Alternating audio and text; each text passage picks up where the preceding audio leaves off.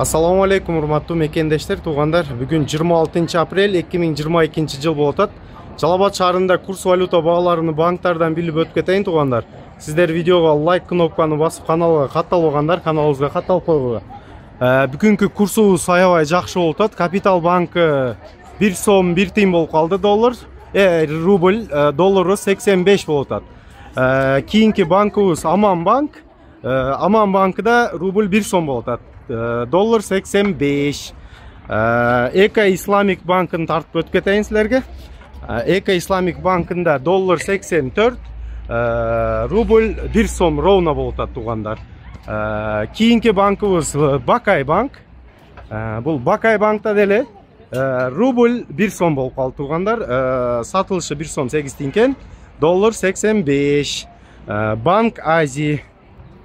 Бул жерде Банк Азии деле рубль 1 сом болуп атат, долларыбыз 85. Жалаң банктарда рубль 1 сомго чыгып калды, туугандар. Аябай жакшы маалымат болуп атат.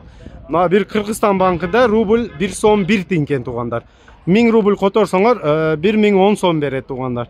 Ошондой 26 апрель 2022 жылга рубльыбыз 1 сом 1 тиынга көтөрүлүп калды, туугандар. Маалымат жаккан болсо лайк кнопканы басып койгула, каналга катталбагандар каналыбызга катталып койгула.